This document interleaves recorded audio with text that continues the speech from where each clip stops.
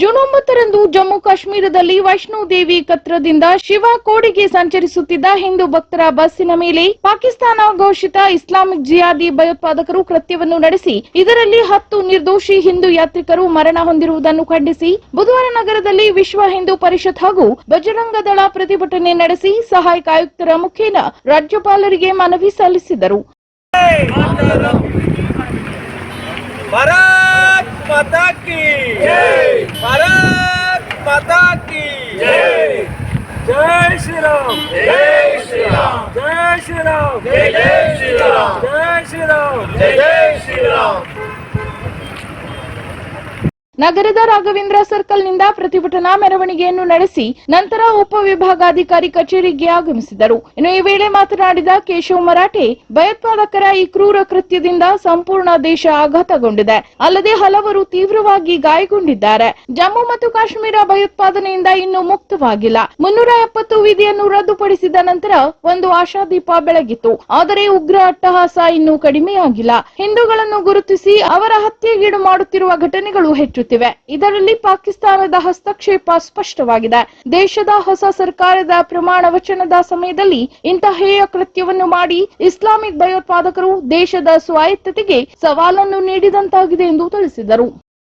ಯಾವುದೇ ದ್ವೇಷ ಮತ್ಸರ ಎಂಥದೂ ಇಲ್ಲದಿದ್ರೆ ಸಾತ್ವಿಕ ಯಾತ್ರಾರ್ಥಿಗಳ ಮೇಲೆ ಇವರು ಗುಂಡು ಹೊಡಿತಾರೆ, ಮಕ್ಕಳ ಮೇಲೆ ಗುಂಡು ಹೊಡಿತಾರೆ, ಮಹಿಳೆಯರ ಮೇಲೆ ಗುಂಡು ಹೊಡಿತಾರೆ.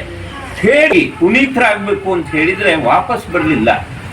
ಅದರ ಜೊತೆಗೆ ಸುಮಾರು 40 ಜನ ಇವತ್ತು ಆಸ್ಪತ್ರೆಯಲ್ಲಿದ್ದಾರೆ. ಹಾಗಾದ್ರೆ ಒಂದೆರಡ ಇಡೀ ದೇಶದಲ್ಲಿ ಈ ರೀತಿ ಆಗ್ತಾ ಇದೆ. ಆ ಸನ್ನಿವೇಶ ಯಾವುದು?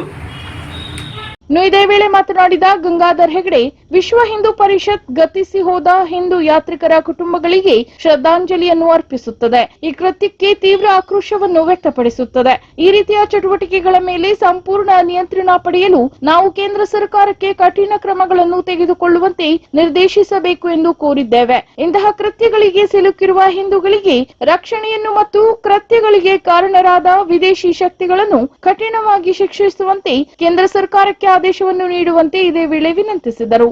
ದೇಶಾದ್ಯಂತ ಒಂದು ಪ್ರತಿಭಟನೆಯನ್ನು ವ್ಯಕ್ತಪಡಿಸ್ತಾ ಇದ್ದೇವೆ. ಮೊನ್ನೆ 9ನೇ ತಾರೀಕು ನಮ್ಮ ದೇಶದಲ್ಲಿ ಹೊಸ ಸರ್ಕಾರ ಪ್ರಮಾಣ ವಚನ ಸ್ವೀಕಾರ ಮಾಡುವಂತಹ ಸಂದರ್ಭದಲ್ಲಿ ನಾವು ಇದ್ದೇವೆ ಅಂತ ಹೇಳಿ ತೋರಿಸೋದಕ್ಕೆ ಇವತ್ತು ಮತ್ತೊಮ್ಮೆ ಭಯೋತ್ಪಾದಕರು ಕೃತ್ಯವನ್ನು ಎಸಗಿದ್ದಾರೆ. ಅಂದರೆ ಯಾವಾಗ ಫಲಿತಾಂಶ ಪ್ರಾರಂಭ ಆಗಿ ನಮಗೆ ಅನುಕೂಲವಾದಂತಹ ಒಂದು ಸ್ಥಿತಿ ನಿರ್ಮಾಣ ಆಗ್ತಾ ಇದೆ ಅಂತೇಳಿ ಭಯೋತ್ಪಾದಕರಿಗೆ ಯಾಕೆಂತಂದರೆ ಈ ದೇಶದಲ್ಲಿ ಕಾಂಗ್ರೆಸ್ ಮೊದಲಿಂದಲೂ ಹೇಳ್ತಾ ಬಂದಿದೆ, ನಮ್ಮದು ಮುಸಲ್ಮಾನ್ ಪಾರ್ಟಿ ಅಂತ ಹೇಳಿ. ನಾವು ಇಡೀ ದೇಶದಲ್ಲಿ ಇಲ್ಲಿಯವರಿಗೆ ಇತಿಹಾಸವನ್ನು ನೋಡಿದಾಗ ಈ ದೇಶದಲ್ಲಿ ಭಯೋತ್ಪಾದಕರು ಯಾರು ಅಂತ ಹೇಳಿ ಕೇಳಿದ್ರೆ ಮುಸಲ್ಮಾನರೇ ಸಿಗ್ತಾ ಇದ್ದಾರೆ. ಇನ್ನು ಈ ವೇಳೆ ಪರಿಷತ್ನ ಪ್ರಮುಖರಾದ ಅಮಿತ್ ಶೇಖ್, ನಂದನ್ ಸಾಗರ್, ಗಣಪತಿ ಭಟ್, ಶ್ರೀಕಾಂತ್ ನಾಯ್ಕ್, ಶಿಲ್ಪಾ ನಾಯ್ಕ್, ಮೇಘನಾ ಶಾಸ್ತ್ರಿ, ರವಿಕುಮಾರ್ ಸೇರಿದಂತೆ ಮುಂತಾದವರು ಪಾಲ್ಗೊಂಡಿದ್ದರು.